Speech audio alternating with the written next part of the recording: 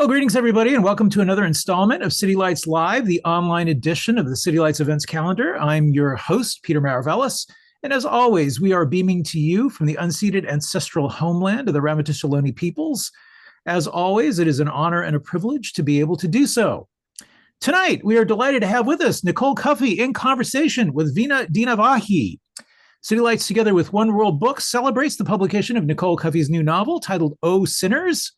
Lit Hub, Electric Lit, Time Magazine, and many others have called it one of the most anticipated books of the season. Of course, City Lights would like to take that a step further and say it is one of the literary marvels of the year. Ms. Cuffy has explored the depths of human need and how we process grief and tragedy. She dives into the life of a character that's undergoing a psychological conversion and a spiritual conversion, and through their existential struggles, she explores what it is we come to expect of others in our lives and what it may be that informs our deepest needs and desires. Nicole Cuffy is the author of Dances, long listed for the Carol Shields Prize for Fiction and the Penn Hemingway Award for Debut Novel. Her writing has appeared in the New England Review, the Masters Review, Chautauqua, Blue Mesa Review, amongst others. Her chapbook, Atlas of the Body, won the Chautauqua Janus Prize. Ms. Cuffy is a lecturer at the University of Maryland and Georgetown University and makes her home in Washington, D.C. So joining her in conversation tonight will be Veena Dinavahi. Veena Dinavahi is the author of the book, The True Happiness Company, and her essays have appeared in the Rumpus and Pulp magazine, amongst other outlets.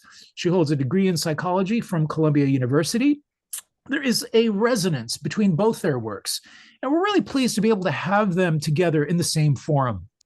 So please join us now in offering a warm welcome to Nicole Cuffy and Veena Dinavahi. Thank you so much for joining us. It means a great deal to us. Welcome to City Lights. Thank you. Thank you for having me. Yeah, thank you so much, Peter.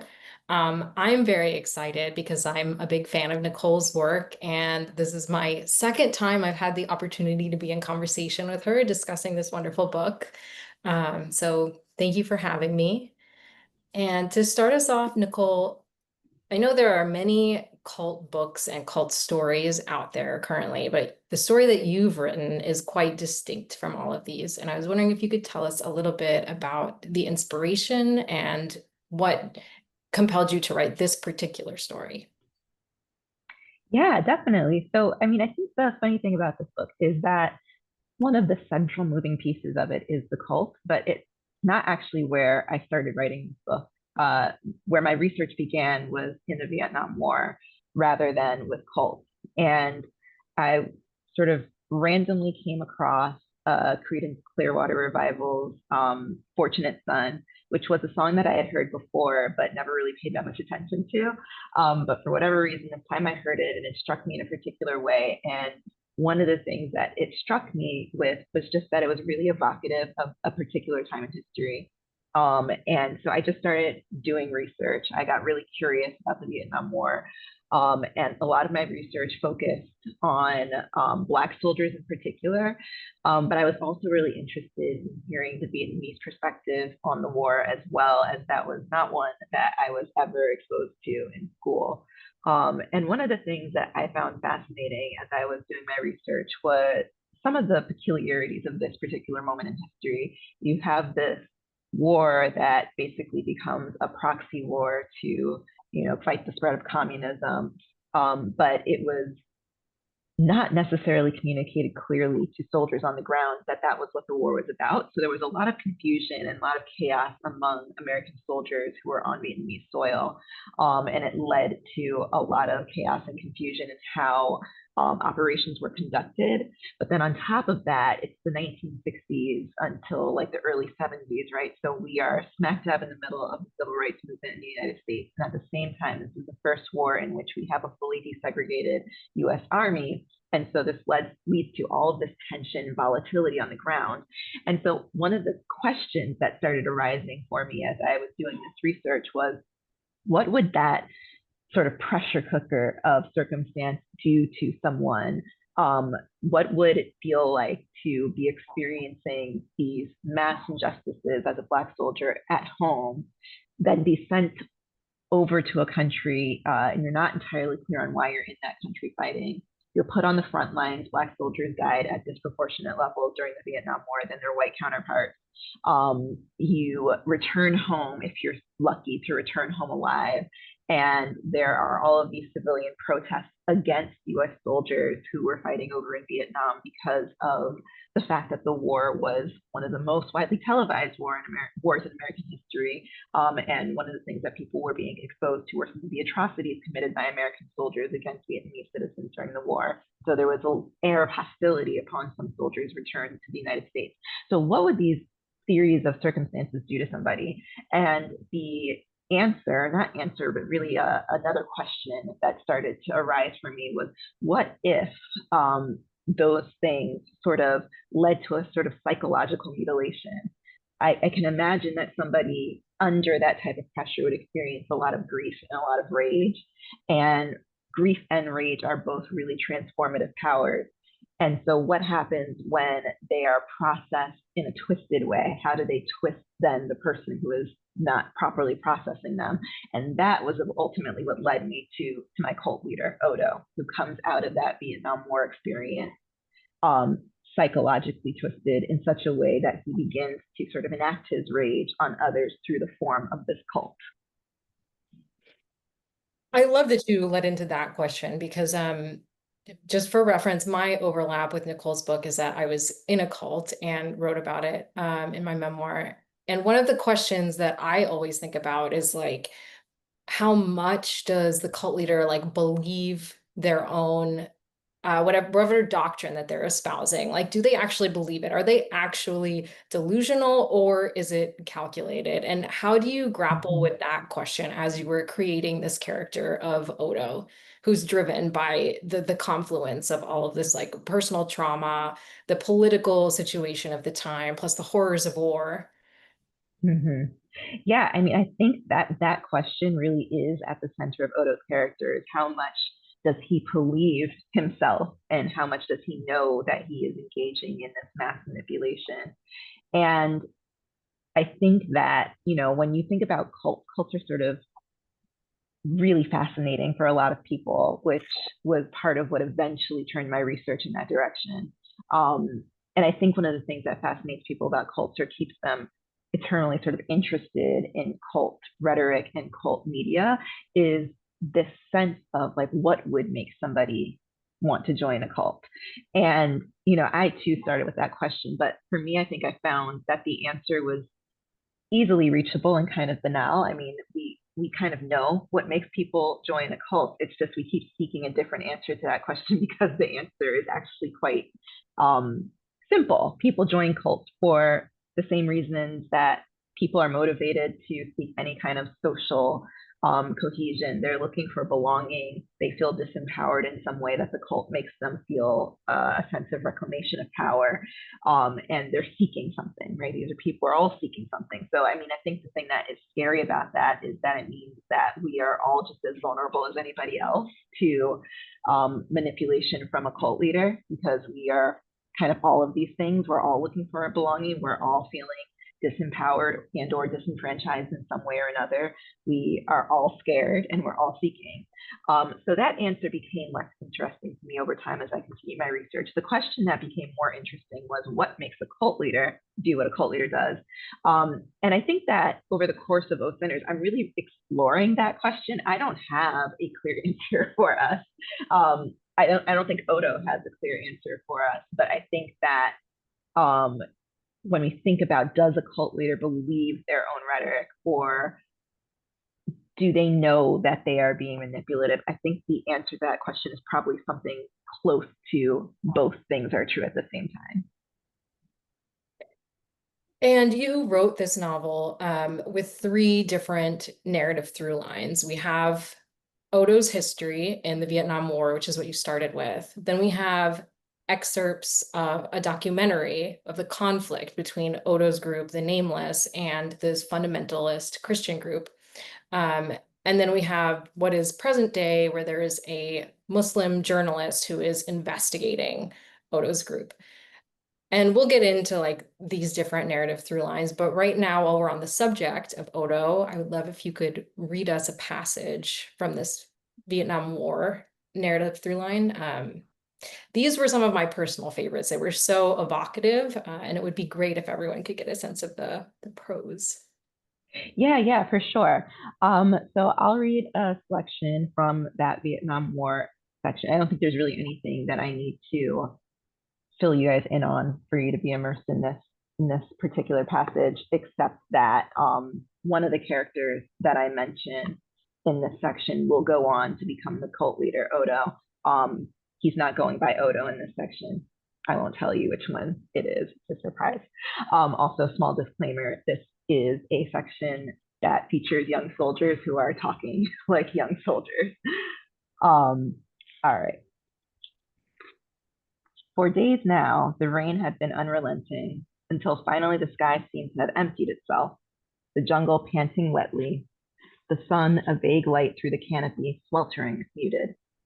Unless you're humping through that sodden, stinking heat with the constant noise of unseen beasts, of insects, of jungle boots and rough breath and private prayer, of squelching jungle rot swords and dully jangling ammunition, and death and terror in every inch of every moment, you couldn't possibly understand. Everyone's jungle fatigues were sagging damply from their bodies. They were all beginning to look like soggy scarecrows. And those purple moons under the eyes, whiter colored, you got those purple hollows. Deep inside them, the eyes shone too bright, like a cat in the dark. Every time Preach thought about how short he was, how close he was to getting back to the world, the whole inside of him lit up with a glow so bright he was afraid the Vietnamese might see it. So he tried not to think about it. Instead, he focused on the torturous monotony of the humping, one foot in front of the other. Glory be to God, for every second something didn't kill you. The jungle in its heat got so heavy by midday they usually had to pause for a rest. Today, one of the cherries up front, a beardless little white kid from Ohio, passed out before they took their break, wilted right out of the line. The line stopped, taking respite while the medic checked the cherry's pulse and dripped fluid into him. The kid's face was hot red. Other soldiers laughed over him, calling him a pussy, a shrinking violet, a sweet little missus who got busy on her way to the market. Their jeering was medicine just as much as the solution being funneled into his veins. Sheer pride would keep the kid upright from now on, until something forced him down. Preach squatted on a mossy stump. It gave a little under his weight. The flint on the back of his box of army matches was damp by now, and there wasn't much here to dry enough to strike on. He cursed as another of the flimsy matches went dead on him, an unlit cigarette dangling from a corner of his mouth. Here. Brother Ned held out a light and Preach gratefully leaned into it, taking a deep breath in. As Brother Ned settled down next to him, Preach saw that he still carried the photo of his sister. Preach smiled. You ever going to get around to writing to my sister?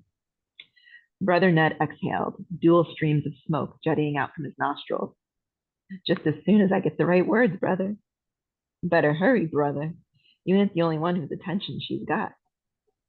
Brother Ned lit his cigarette, burned between his fingers for a few moments. Preach thought Ned's hands looked fine enough. They were gentle, long-fingered and pink-knuckled, the nails shiny and unbitten. Yes, they looked fine enough when they weren't killing. Brother Ned drew the back of his hand across his brow. It came back sweaty. Say, I was thinking. Thinking about what? I was thinking, well, you're getting real short, aren't you? There went that glow. Preach wished Brother Ned hadn't brought it up. Sure enough. I was thinking, maybe when you get back, you ought to bring a picture of me. See if she likes me first. Ned patted the pocket that held the photo. Preach chuckled. You're not going shy, are you? I just want to see, if she'd like somebody like me. A white boy? Brother Ned blushed. Preach had never even heard his sister talk about a white boy before, doubted if one had ever occurred to her. But she hadn't met many. And Preach didn't mind Brother Ned so much. And just where am I supposed to get a picture of you? Shyly, Brother Ned pulled another photo from his pocket. In it, he was freshly shaven, standing wide-legged in his khaki pants and white undershirt, smile wide open. Preach chuckled again and took the photo, tucked the picture into his own pocket, giving it a little pat to show Ned it was safe. Brother Ned took a relieved drag of his cigarette. What's the first thing you'll do once you're back in the world? Preach didn't want to talk about it, not here. He didn't want to think about it. He flicked ash onto the jungle floor. Can't think that far ahead. Doesn't even feel like the real world is still there sometimes. Brother Ned nodded. Know what I'll do? Marry my sister. Brother Ned grinned. Aside from that, what then? First, I'll take a long hot bath. Then I'll go to a diner, any diner, and get a warm apple pie with a slice of good American cheese on top. With cheese? You ain't live until you've had a slice of pie with cheese. Man, you out of your mind. Brother Ned laughed, slapped Preach on the back, dropped his cigarette to the ground. Preach finished his smoke as Brother Ned meandered away. Then he picked up Ned's discarded roach. Half of it was still left. Shaking his head, Preach put the still smoking nub between his lips and pulled in. Liking or not liking someone was too complicated out here, but Silk had decided he didn't quite trust Bigger. It was twilight now, and the kid was twitching at every bird's trill, every monkey's shriek, darting his pinprick eyes all around like a street dog.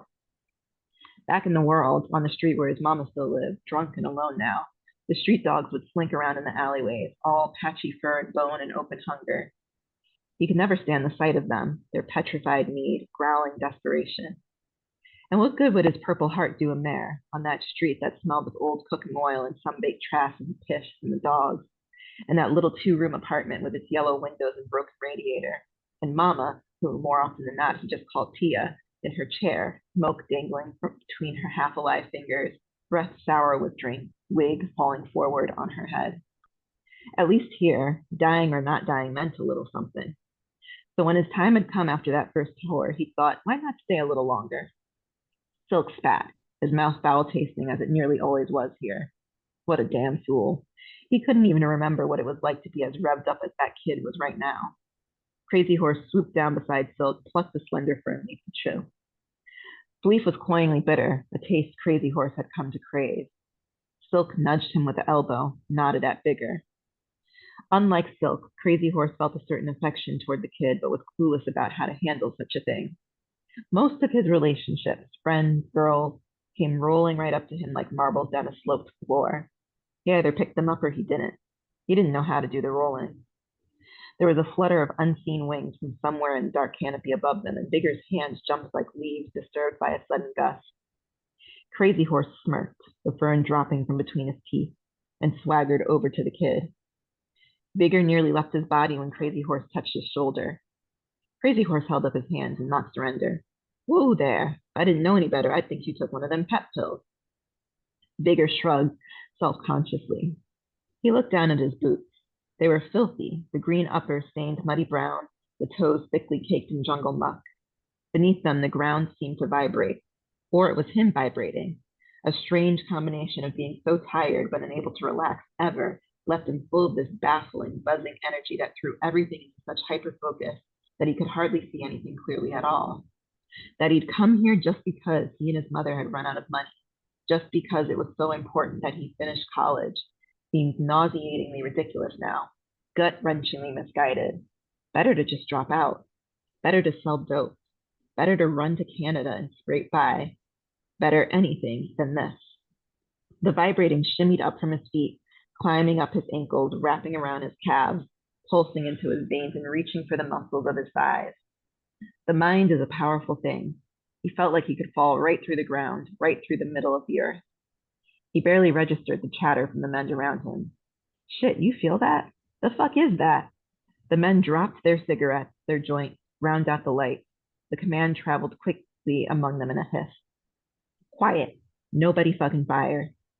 Crazy Horse's hand, which had never left Bigger's shoulder, now tightens painfully, a warning, a restraint. The jungle is trembling. Then comes the call, something between a roar and a scream. It starts low, a growl more felt than heard, a few guttural chuffs, then something deep and wholly primal, thunderous and ending in an angry shriek, each sound closer than the last. Without realizing what he's doing, Bigger leans into Crazy Horse, into that painful grip. He can feel Crazy Horse's nails through his jacket. Without realizing what he's doing, Silk inches closer to Bigger and Crazy Horse until he can feel the tense heat from their bodies. As awesome and terrible as a giant whale breaking the surface of the ocean, the tiger burst forth from the dark tangle of jungle foliage, yellow eyes wide and phosphorescent in the low light, stained teeth bared, ears pinned back, tail whipping wildly, its body a wondrous work of deadly muscle. It weaves its way through the humans who eagerly dive out of its path. The ground rumbles so strongly now the trees quake. Again, that grotesque growling shriek, still closer. Crazy Horse, Silk, and Vigor are pressed tightly into each other now. Preach not 3 meters away, crouched down and quietly praying. Shit, we're gonna get trampled. A secret, shameful trickle of urine makes its way down Vigor's leg. The quaking jungle echoes with the booming sounds of snapped branches, breaking trees. With infernal power, the elephants charge after the tiger. There are 3 of them, heads lowered, tusks the same vicious, stained ivory of the tiger's teeth, ears flapping like wings. Men dive, tuck, roll out of the elephant's way. The elephants are blind to the men, blind with rage. The command comes, hissed again to hold fire, but no one is thinking of firing. And not because the bullets might anger the beasts or draw the enemy, but because this war of nature, of beasts, is bigger, older than their own. Their bullets don't mean a damn thing. Crazy Horse uses his grips on Vigor's shoulder and his other on Silk's pants to pull them both back. They tumble closer to Preach. The elephant at the head of the charge sounds another blood-blackening trumpet. Their bodies are impossibly large, unthinkably heavy. They should not be able to move so fast. Mountains should flatten beneath their dry, gray feet. They should not be able to simply vanish back into the jungle, but they do, following the path the tiger took. Their thundering footsteps gradually fade, and it takes a while, but the ground stills. There is a waiting silence before anyone has the nerve to move again, and then they all exhale at the same time. Tiger probably tried to snatch one of them elephant babies, someone said. In the afterglow, men began to joke. I'll stop there. Wow, I love that passage for so many reasons. I love the dynamic between Preach and Brother Ned. And I love that they're having this moment of sweetness and how you show how quickly things can turn. Just like the chaos that they're living in. And you can really like imagine the effect that has on the nervous system over years. Right. And like trying to reintegrate into society after that. Thank you so much for reading that lovely passage. Right. So we talked a little bit about how you started with this narrative initially, and can you tell us about the other threads that you braided together with the documentary and the journalist who is investigating this group? Like, how did you decide to combine those 3 different aspects to tell this story? So I think the other 2 threads really sort of started to unfold for me once I started conducting research into cults and cult rhetoric and the way that cults are structured. So when it came to forming the Nameless, which is the religion of this cult, I did a lot of research into theological structure, and I basically kind of wrote out my own religion, which is the Nameless, and just kind of looked at I think it's like 8 components that every major religion has. And I just sort of filled in nameless rhetoric into each of those components. And in order to sort of illustrate what the nameless was like on the outside without the sort of journalistic eye of Faruq, which is a biased eye, the documentary started to unfold. And what I wanted to do with the documentary in particular was I wanted to draw a certain parallel between the way that this cult was moving and the way that this fundamentalist church was moving. There are similarities to be had there that I wanted to highlight. I also, when I was writing, I was sort of writing during a time where there was this boom of documentaries about cults. So I was also sort of inspired by that model as well, that mode. And then the present action happened as I was thinking about what Odo would look like today and how good is the world at recognizing the beginnings of a cult today. I think a lot of the time when we're looking at some of these documentaries and other forms of media about cults, we're often looking at cults that have already had their great collapse. So we're looking retrospectively more often than not, or we're looking through the perspective of people who have left the cult. So still sort of a type of retrospective perspective. We're not immersed in the world as it's unfolding most of the time. And I wanted to include that type of immersion in this book. So that was what Faruq's narrative line did for me. Was there a particular documentary or cult that you drew inspiration from, or was it more the theology research when you were constructing the Nameless? I would say it was probably about like 70% theology research that helped me to construct the Nameless. But in terms of how it functions as a cult, there is this documentary on Netflix called Wild Wild Country. I don't know if you've seen it, but it's about the Rajneeshi. And I was really inspired by not only the way that they effectively built this self-sustaining city, and then it kind of quickly became toxic, as many cults do. But also, I was really interested in the clash between the Rajneeshi and like the local population that was not part of the cult, that they kind of like steamrolled over as they built this self-sustaining city in the middle of nowhere in America. So I was really kind of inspired by that. So while the Nameless is not the Rajneeshi, it was definitely inspired by that documentary, Wild Wild Country. I think that choice was so smart, both for the reason that you gave in showing different perspectives, because that's what cults do, right? They change your perception. So I think it was so great that we got the perspective of the cult leader, members in the cult, a journalist, and then the documentary. And also what you were talking about with the friction between the Christians and the Nameless in Texas.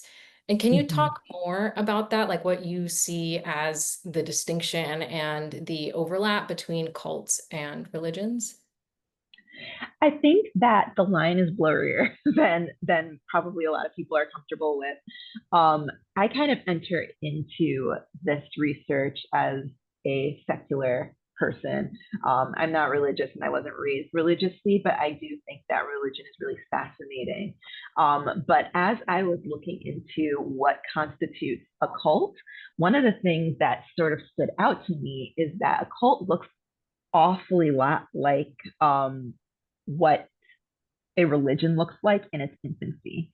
Um, if we think about sort of the beginnings of the major religions, um, if we look at the origins of these movements through a secular lens, then what we have are effectively a series of religious slash political movements with various offshoots, but they tend to be led by charismatic leaders who we might call a prophet, or we might call some sort of avatar of God.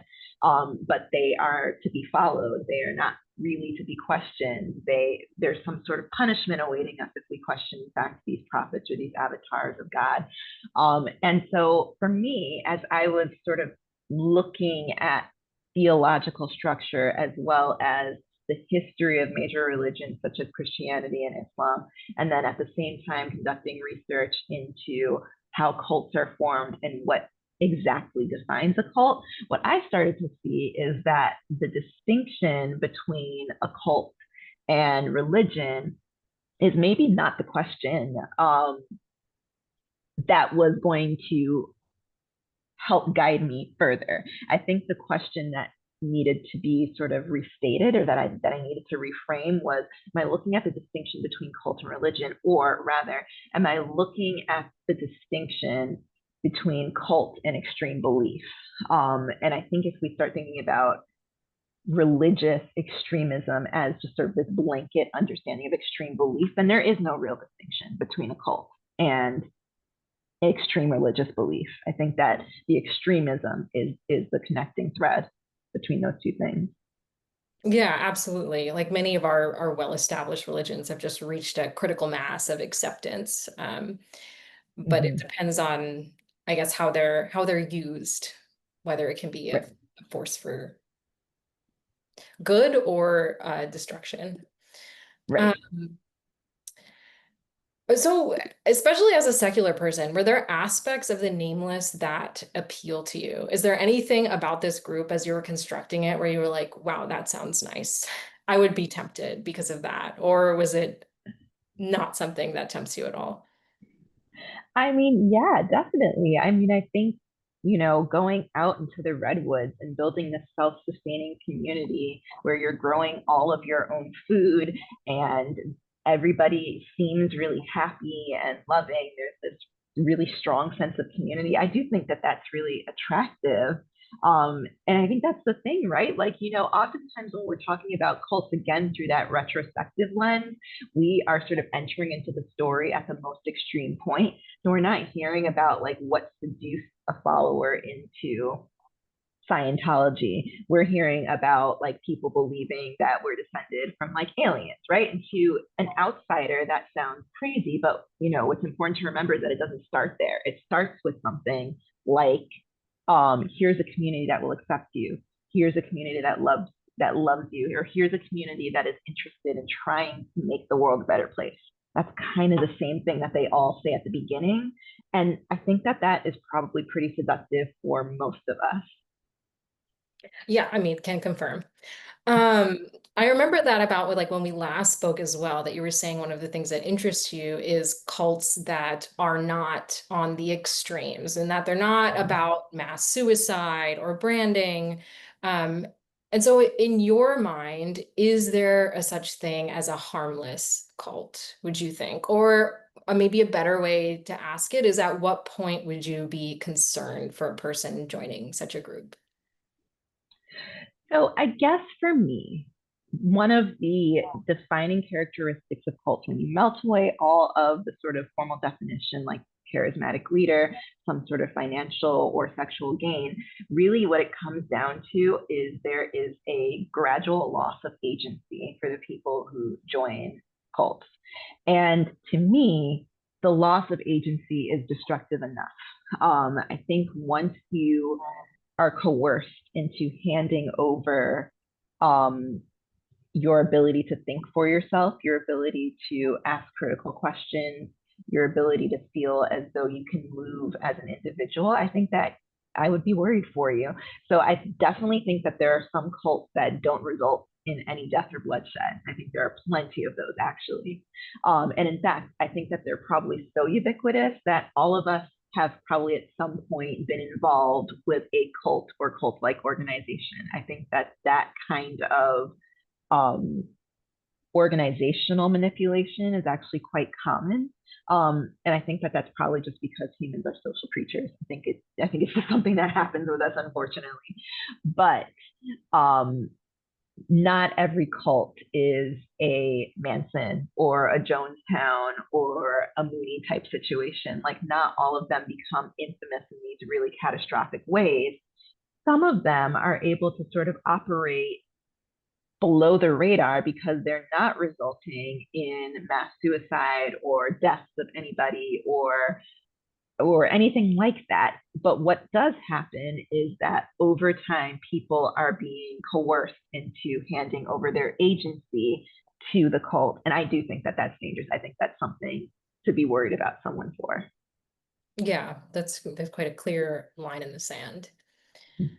One of the aspects of the Nameless, it was just a detail that really stuck with me, was Faruq, when he went to visit, was being enlisted to help birth horses, which was so visceral when I was reading it, and it was so specific. And I was wondering if there's some kind of inspiration or how did that come to you? Like, have you had experience birthing horses, or what was the inspiration for that? I have no experience birthing horses, and in order to get You the wrote it very details, well. yeah, I watched a lot of videos of horses giving birth, and Wow. often in public places. So I shudder to think what some people who glanced over my shoulder on those days thought of me. But I guess that was really about. I was thinking about what a cult leader does in order to disarm people, and one of the things that they do is they interrupt your sleep. They interrupt your sort of schedule, the things that you expect to happen throughout a day. They disrupt that in order to kind of perpetually keep you off balance. And one of the ways that they can do that, aside from disrupting sleep, is also to give you tasks that feel meaningful, but ultimately are meaningless. So there's no real reason that Farouk has to be helping birth these horses. It's really there to disrupt his sleep and to give him something to do that is distracting, but ultimately kind of meaningless. I mean, he can search from some sort of meaning in the birthing of the horses, as can we as readers. But ultimately, this is not doing anything materially for the cult at all. They in fact have somebody whose job that is. He's there the whole time, so Faruq doesn't really have to be.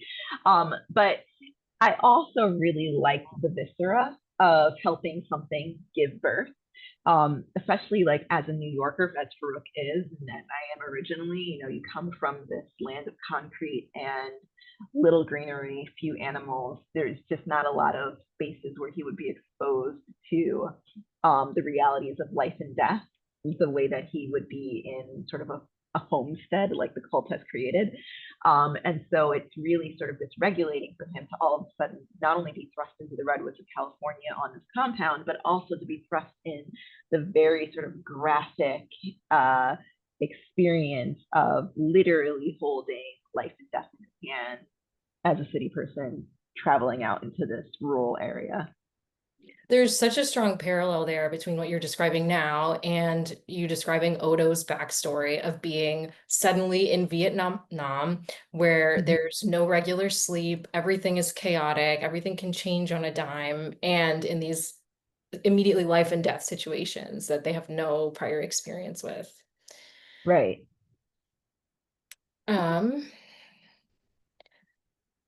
So also like one of the things that Faruq is searching for is he's looking for, and what you mentioned, everyone is searching for when they look at a cult is belonging. And I'm wondering how you practice that in your everyday life. Like without joining a cult, how do you satisfy that need? I think that the best communities are ones that you build yourself rather than ones that come ready made for you. So, once we sort of leave the protective institutions of school, so we've graduated from high school, and if applicable, we've graduated from college and grad school, then you've really sort of entered into the adult space. And it becomes a lot harder to make friends, but in a lot of ways it becomes more worth it because you have, again, I'm going to use the word agency, so much agency in terms of selecting who you are inviting into your circle. And so for me, I know that just building a community is how I find that sense of belonging, like building the people around me who bring something and for whom I can bring something is a kind of power that creates that sense of belonging. That's really beautiful, Nicole. I'm taking notes. Thank you. Is there anything else that you hope that people will take away from reading this book? Or like what your goals in creating this story? I guess for me, what I really wanted to curate as far as an experience for the reader was a sense of the seductiveness of this kind of thing. I think I said this earlier, but I think most of us look at cults and kind of assume that we're immune to ever falling for something like that. But what it really comes down to is not savviness. It doesn't come down, certainly not intelligence. It doesn't come down to any of that. I mean, the truth is that we are all susceptible. And the fact that we're all susceptible, while in and of itself might be a little bit scary to think about, it really stems from something beautiful. And that is just that we are kind of all the same thing as each other, at the risk of sounding like a cult leader myself. Like we are all searching. We all want the same thing ultimately at the end of the day. And we're all afraid of the same thing ultimately. So I guess that was what I wanted the reader to experience moving through the seduction of the nameless along with Faruq. And as far as what I wanted them to leave with, I think I kind of always want to leave the reader with a sense of curiosity, whether that be about cults or about, I don't know, the Vietnam War or journalism, whatever it is. Like, I like to think that there's a conversation between me and the reader that happens and continues after the end of the book. At least I hope that's what happens. Yeah, absolutely. I definitely left curious, and I'm so glad we had a chance to talk again because I was so curious about the book. So I think, Peter, we can open it up to Q&A now. Yeah, so everyone, please do post your questions and comments in the chat function. We do have one little comment. Leah says Alec Navalny's astounding deals with what you were referring to in the beginnings of Scientology and probably cites Lawrence Wright at the number of places along the way. To get it started, I had a question, and is how do you stand in relation to what's happening in this country? You're based in DC right now, and it's pretty amazing how quickly things are moving along. Is there a kind of a creepy factor in having written this book and then to be observing what is happening at large? I'm trying to think. I believe I started, in fact, I know I did. I started this book after 2016. So I had already had an experience as a cult of personality that surrounds our current president. And so I kind of had that as a reference in the back of my mind in sort of constructing a charismatic leader. And to be living under a Trump presidency again, this time living in DC, which I wasn't in 2016, is I don't even know if I can find the right words for this, but it is it's harrowing, but it is also something that I think really pulls at my empathy muscle in a lot of ways. I think it's kind of what I've been talking about, right? Like, as someone who is on the outside of the cult of MAGA looking in, it would be really easy for me to conclude that somebody who is a supporter or worse, an enthusiastic follower of Trump is dumb and is crazy and is, fill in the blank. But I think that's too easy an answer. I think that if I try to practice the skill of radical empathy, then what I can begin to see is the way that Trump does have a rhetorical strategy that is effective on his intended audience. And what that says about our country, I think, is quite sad.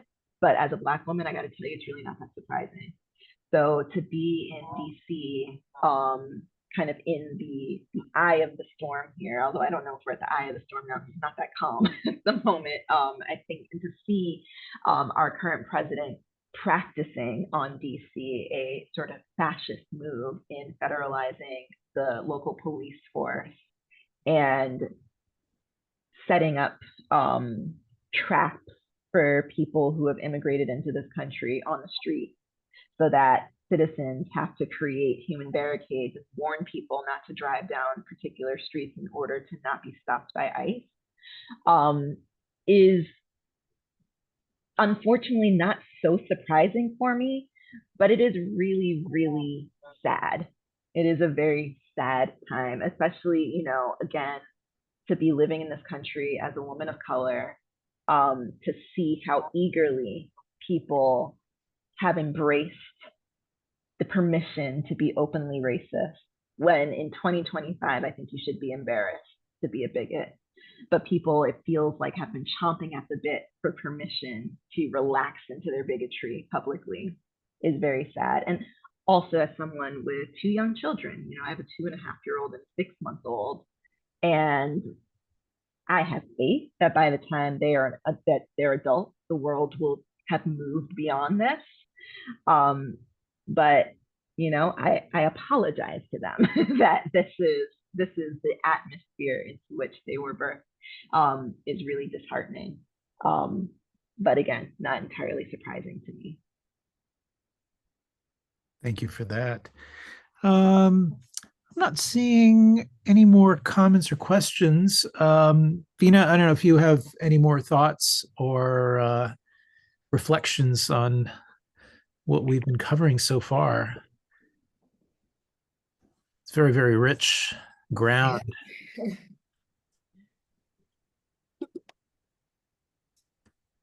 Yeah, I remember back in the 70s when Jim Jones used to give these talks, and they were sometimes broadcast on the radio. Like sometimes they'd be like on KPFA, and he sounded incredibly progressive and almost reasonable at times. And so much so that people who were progressives were thinking like, oh well, he's being targeted and this, that, and the other. And then slowly, as the, things began to reveal themselves, we began to realize, oh, there's something more going on here, and that, someone can be a chameleon and be kind of right in your midst, and yet at the same time, you can not see past it right away. Jim Jones had an almost unprecedented appeal among Black followers. Typically in the history of American cult rhetoric, this is not something that en masse Black America has really participated in, but Jim Jones was an exception to that. And one of the reasons that he was an exception to that is he would go to Black churches and stand in the back and just study how the preachers spoke to their congregation, and then he would adopt that same intonation and the same gesticulation and rhetoric and spit it back out, and knew enough to know that that was what would attract who he wanted to attract. And I think that any good or any skilled, let me say, any skilled rhetor does that. And I don't know for sure that if what Trump is doing is necessarily intentional. I hesitate to give him any credit, whether that's generous of me or not. But what I will say is that he's speaking a language that is appealing to the people he's speaking to. Yeah. So let's see. Jamie or Jaime, I'm sorry if I'm getting the pronunciation right, says U.S. soldiers in Vietnam and in Korea a decade before often didn't know the meaning of the historical event in which they participated. Maybe that's what makes some of them prone to becoming involved in cults. Something like this or something like that is happening today amongst masked men wearing masks and ICE. It's all very strange. Yeah, I do think that there is a certain parallel to be drawn between U.S. soldiers being sent overseas to fight in wars that they weren't necessarily fully briefed on. They weren't given all of the information. That is a manipulative tactic on the part of the U.S. government. And I think that there are certain agencies right now who are operating as instructed and maybe are not being given complete information, or are being given information that is intentionally skewed in order to create a certain bias that affects the behavior of the operators within those agencies. So I think there is a parallel to be drawn. However, we are now living in the age of information. So again, I'm not feeling super generous about that just because we have access to so much. And yes, I know that algorithms exist and the information that we get on the internet is biased according and adjusted to our own biases. I do understand that, but at the same time, we don't have to go to a library and get an encyclopedia and hope that it has information that we want anymore. Like, we have access to the internet. And if you are curious enough, then you can get more than a single story on any given thing. Jessica says, I want to say I really liked your excerpt. It reminded me of the story, The Things They Carried by Tim O'Brien. One more thing is that I see that in a group of soldiers, there would be quite a couple of people. How do you make the characters their separate selves and not too similar? Yeah, so The Things They Carried was a huge inspiration for those Vietnam War sections, as was Matterhorn, both amazing books about the Vietnam War in particular. It is really difficult to write from an omniscient narrative perspective as those Vietnam War sections are written in, but it is also really difficult to write from multiple perspectives for exactly that reason. It's really hard to not make the characters all sound like each other.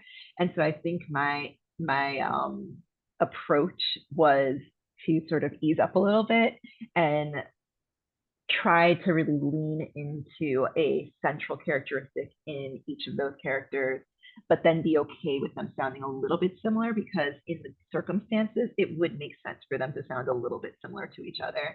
So I didn't try too hard to make them sound insanely distinct, but then I also made sure that they did have distinction by leaning into, okay, what is the one or two central things that makes preach preach or silk silk or crazy horse crazy horse.